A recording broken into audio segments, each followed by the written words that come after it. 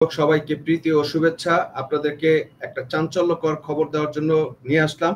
আজকে আমরা যে বিষয়টা নিয়ে কথা বলতে চাচ্ছি যে Nazmul Hasan Kalimullah sir lieutenant colonel, উনি একজন সাবেক বিউপের শিক্ষক হিসেবে এবং বেগম রোকেয়া বিশ্ববিদ্যালয়ের উপাচার্য হিসেবে কাজ করে গেছেন এবং আপনারা জানেন যে সম্প্রতি উনি এই ইউনূস সরকারের বিভিন্ন অনিয়মের বিরুদ্ধে এবং তাদের দুর্নীতির বিরুদ্ধে নানা সব সময় সবর ছিলেন এবং কথা বলে যাচ্ছিলেন। আজকে তাকে গ্রেপ্তার করা হয়েছে। সেই রোকেয়া বিশ্ববিদ্যালয়ের একটা উন্নয়ন কর্মকাণ্ডের দুদকের একটা মামলা ছিল গত সরকারের আমলে।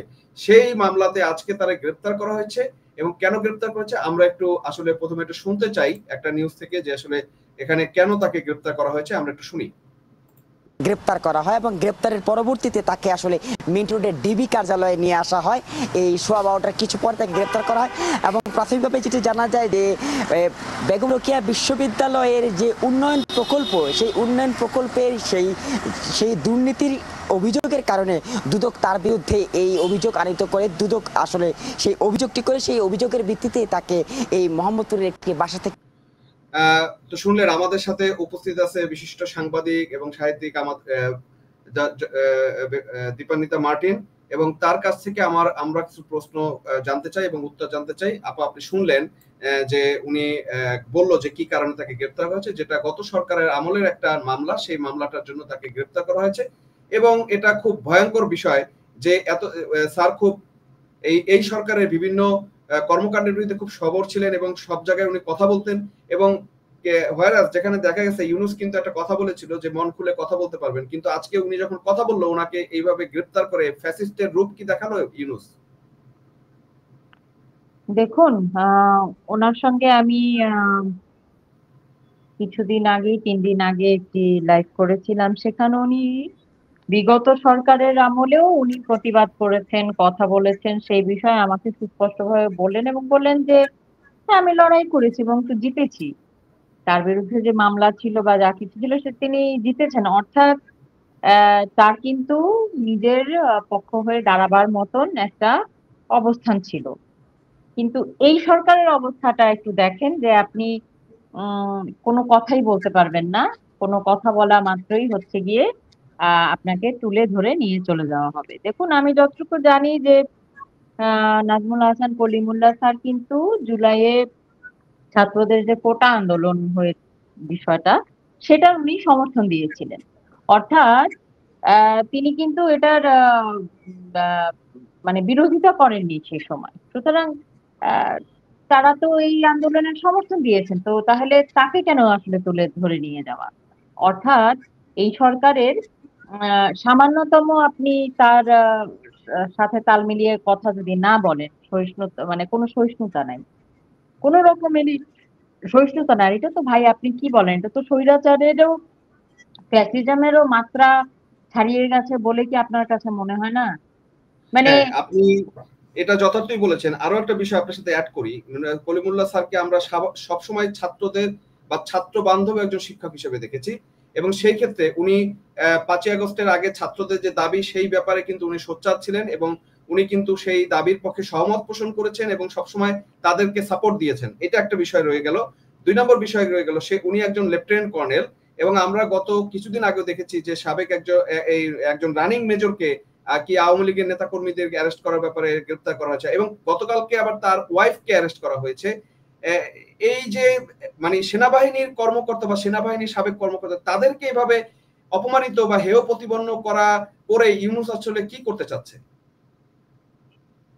আমার মনে হচ্ছে উনি আতঙ্কগ্রস্ত। উনি আসলে আহ এটা অনেকে বলতে শুরু করেছে যে দেশ চালানো তো ভাই ভিন্ন বিষয়।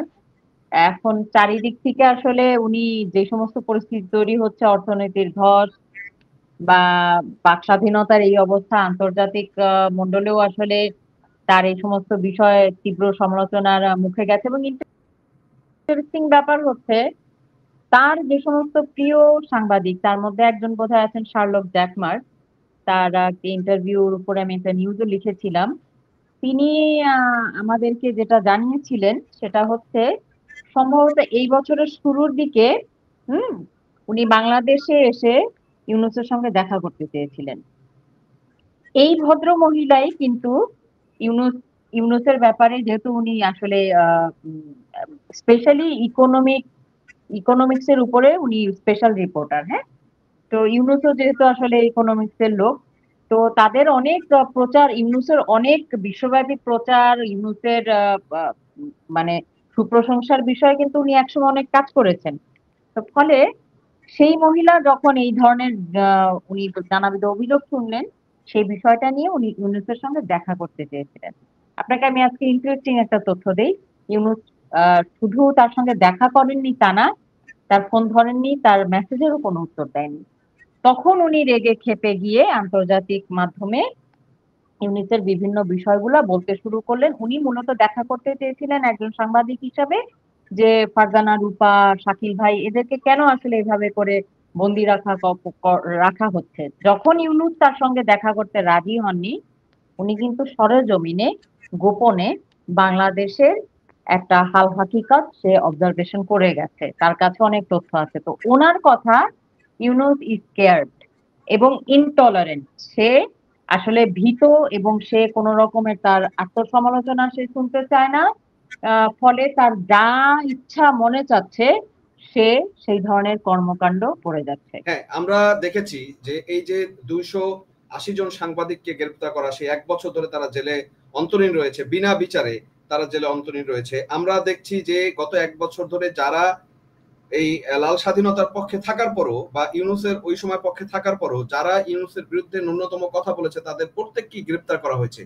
তাহলে বলা হচ্ছে যে গত সরকারের আমলে নাকি কথা বলা যেত না, কিন্তু আমরা দেখেছি এই যে জাহিদুর রহমান, পান্না ভাই হতে শুরু করে মাসুদ কামাল, বড় বড় সাংবাদিকরা কথা বলেছে। কই শেখ হাসিনা তো তাদেরকে অ্যারেস্ট করে জেলে দেয় নাই। ইভেন পান্না ভাই তার আজকে একটা ভিডিওতে বলতে শুনেছি যে সে আশঙ্কা প্রকাশ করেছে, সে তো এই সরকারের বিরুদ্ধে বলেছে, তাহলে ওনাকেও কি অ্যারেস্ট করা হইতে পারে কিনা, বা এরকম সকল যারা কথা বলছে তাদের সবাইকে কি অ্যারেস্ট করার একটা পরিকল্পনা চলছে, বা এরকম একটা প্ল্যান নিয়ে কি ইউনূস আগাচ্ছে কিনা? কারণ এখন তো তার পক্ষে কথা বলার মতো আর কেউ নাই দেখছি আমরা। আর তো কোনো অবশিষ্ট নাই। তো আসলে উনি কয়জনকে অ্যারেস্ট করে জেলের মধ্যে রাখতে পারবে? একজন অভিনেত্রী এবং মডেল, খুব বিখ্যাত। সে আমাকে আজকে ইনবক্সে বলছে যে এই মাসে কি আসলে অ্যারেস্ট হওয়ার একটা হিড়িক পড়লো? আমি তো কথা বলেছি আপনার সাথে এসে লাইভে, আমাকেও অ্যারেস্ট করা হবে কিনা।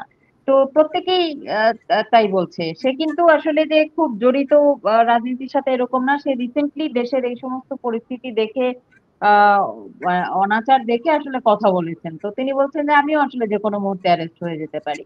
তো আপনি যেই কথা বলবে, আপনাকে আমি একটু বলি যে এটা যেই তর্ক করুক আর যে যাই বলুক না কেন, ভাই, নজিরবিহীন বাংলাদেশের ইতিহাসে এটা নেই, এইভাবে অ্যারেস্ট নেই। আমার তো মনে হয় না যে আসলে মূলত স্বৈরাচার সরকার যাকে বলা হতো, এরশাদ সাহেবকে, ওনার স্বৈরাচারী শাসন আমলেও মনে হয় না যে 10 মাসের মধ্যে এই পরিমাণ আচ্ছা, অ্যারেস্ট আসলে করা আরো হয়েছে একটা বিষয় এবং আমরা এই উল্লেখ করি পরিমাণ যেটা নিয়ে মামলা। আমরা কন্টিনিউ কিন্তু এই ব্যাপারটা আমরা তুলে ধরি, সাংবাদিক মোজাম্মেল বাবু এবং সাংবাদিক শাকিল আহমেদ এবং ফারজানা, রূপা এসহ আরেকটা বিষয়, যেটা একটা ইয়ং বয়সে একটা ইউটিউবার সাব্বির, সাব্বিরকে আজকে, হ্যাঁ সাব্বিরকে আজকে প্রায় সাব্বির 5 মাস থেকে 6 মাস হলো প্রায়, তাকে গ্রেপ্তার করা রাখা হয়েছে, এবং তাকে যে গ্রেপ্তার করেছে সেটা কোথায় করেছে, কিভাবে করেছে সেটাও কিন্তু তার পরিবারকে জানানো হয়নি। আমরা একসময় খবর নিয়ে দেখেছিলাম যে বনানী থানায় একটা মামলা হয়েছে, সেই মামলা গ্রেপ্তার করেছে, এবং এই ছেলেটা ওই মামলায় জামিন হওয়ার পরও তাকে আবার জেল গেটে অন্য একটা মামলা দিয়ে আটকিয়ে রেখেছে। তার মানে কি এই ইউনূসের বিরুদ্ধে আসলে কোনো লোকই এই দেশে থেকে কোনো লোকই কথা বলতে পারবে না? কেউ কথা বলতে পারবে না, কেউ কথা বলতে পারবে না। এরা তো তকমা লাগিয়েছিল আসলে বিগত সরকারকে ফ্যাসিস্ট। আপনি একটা এবার আপনার সাধারণ মানুষ, আপনারা যারা যে দেখেন আমাদের লাইভ, আপনাদের কাছে আমি একটু প্রশ্ন করি, আপনারা একটু এবার বিচার করেন। বিচারের দায়িত্ব আসলে আপনারা নেন। আপনারা কি নিউজ মিডিয়া, মানে এখন তো আসল মিডিয়া যেগুলো সেগুলোতে তো আসলে কোনো খবর আসে না, কিন্তু এই যে অল্টারনেটিভ মিডিয়া, চেতনা 71 কিংবা আরো যত এরকম চ্যানেল আছে, আমাদের বঙ্গ কথা বা অল্টারনেটিভ প্ল্যাটফর্ম আছে, সেখানে কি আপনারা দেখতে পাচ্ছেন যে আসলে হচ্ছেটা কি? মানে কথা বলা মাত্র, বিকজ 3 দিন আগে একটা লাইভে কলিমুল্লাহ স্যার বলেছিলেন যে বাংলাদেশে এই মুহূর্তে আর্জেন্টলি একটা ইমার্জেন্সি সরকার দরকার। কেন বলেছিলেন সেটা উনি খুব সুন্দরভাবে ব্যাখ্যা করেছিলেন। এই ইউনূসের এই যে দুঃশাসন এবং এই যে 71কে মুছে ফেলার একটা চেষ্টা এবং যেই পরিমাণ দমন পীড়ন তারা করছে অ্যারেস্ট এবং প্রশাসনিক জায়গায়, ল অ্যান্ড অর্ডার যখন একটা দেশের ধ্বংস অবস্থায় চলে যায় তখন কিন্তু ইমার্জেন্সি সরকার হয়। উনি খালি কথাটা বলেছেন, তার 3 দিনের মাথায় উনি অ্যারেস্টেড। হ্যাঁ, আমি শুনেছি ওনার বক্তব্যটা। তাহলে একটা জিনিস দেখা যাচ্ছে, এখন আমরা যারা বিদেশ থেকে কথা বলছি, আপনি আমি আমরা যারা কথা বলছি, তাহলে কি আমাদেরকেও বিদেশে গিয়ে অ্যারেস্ট করার পায়তারা চলছে নাকি, বা করা হবে এরকম কিছু, এটাও এরকম কি চেষ্টা হতে পারে? করলে আমি আসলে খুব অবাক হব না ভাই। আমাকে আপনাকে দেখা যাবে ইন্টারন্যাশনাল পুলিশ যারা আছে, ইন্টারপোলের মাধ্যমে খোঁজা হচ্ছে এবং অ্যারেস্ট করার চেষ্টা করা হলেও আমি আসলে অবাক হব না। কিন্তু এতদূর পর্যন্ত কি আসলে ইউনূস যেতে পারবে? উনি যা শুরু করেছে, আমার তো মনে হয় যে ওনার আসলে ঘন্টা বেজে যাওয়ার সময় চলে এসেছে। কারণ বাংলাদেশের মানুষের ব্যাপারে একটা কথা বলে রাখি ভাই, হুম, জোয়ার ভাটার দেশ, ষড়ঋতুর দেশ। এখানে মানুষের আবেগ এবং মন কিন্তু এই ঋতুর সাথে সাথে বদলায়। এই জুলাই মাসে মানুষ একদম ঢল নেমে পড়ে গিয়ে ইউনূসকেও মানে খুব সাধু সাধু করেছে না, এরাই পিটায় নামায় ফেলবে ওকে। এদের মন পরিবর্তন আমাদের মন পরিবর্তন হ্যাঁ, হইতে বেশি সময় লাগে না। হুম।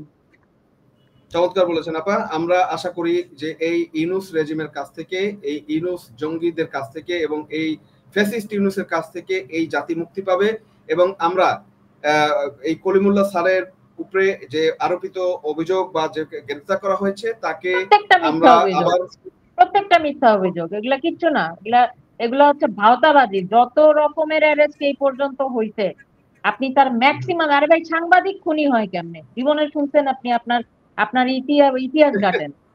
এবারে এটা না, জীবনে বাপের জন্মে জীবনে শুনি নাই যে সাংবাদিকরা খুনি হয় ভাই। এগুলা না, দিতেছে মানে একদম সেই মিথ্যা মামলারও সেই তো একটা কারণে, লজ্জা নাই এই লোকের। এই হ্যাঁ এই সেই এই কারণেই এই কিন্তু, এর মতো সেই কারণে নির্লজ্জ, কিন্তু আমরা কথা বলছি। এর মতো হ্যাঁ, মিথ্যাবাদী, আর ওই এক কি কি জুলাই ঘোষণাপত্র পরে যেহেতু সেহেতু, এই যেহেতু সেহেতু মিথ্যাবাদী, তো মিথ্যা মামলাই দিয়ে মানুষের বাক স্বাধীনতা এবং গণতন্ত্রের গলা এবং টুপি চেপে ধরেছে। মানুষ মানুষ খেপে যাবে ভাই, দেখেন আপনি। না, একদমই একদমই। আপনি জানেন কিনা, সাধারণ মানুষ, আমি তো কথা বলি অনেকের সাথে, তো সাধারণ মানুষ যারা আছে তারা প্রচন্ড ক্ষিপ্ত, এবং তারা আসলে যে কোনো সময় বের হয়ে আসবে, কারণ যে কোনো জিনিস সহ্যের একটা সীমা আছে। আওয়ামী লীগ সরকারের বিরুদ্ধে যদি অভিযোগ থাকে 15 বছর 16 বছর সহ্য করার পরে হয়তো মানুষ নেমেছে, কিন্তু নামার পরে আজকে যে সিনটা এসেছে তাতে একটা জিনিস প্রমাণিত হয়েছে যে আওয়ামী লীগ ফ্যাসিস্ট ছিল না, এবং আওয়ামী লীগ মানুষের সাথে বাক স্বাধীনতাকে এরকম ভাবে রুদ্ধ করেনি, এবং আওয়ামী লীগ বাংলাদেশের জনগণকে আসলে এতটাকে নির্যাতন করেনি। হ্যাঁ, আপনি যদি অন্যায় করেন, অন্যায় হইলে তাকে শাস্তি দিবেন, তাকে গ্রেফতার করবেন, তাকে মামলা দিবেন, সেটা ঠিক আছে, কিন্তু অন্যায় না হলে তাকে কেন দিবেন?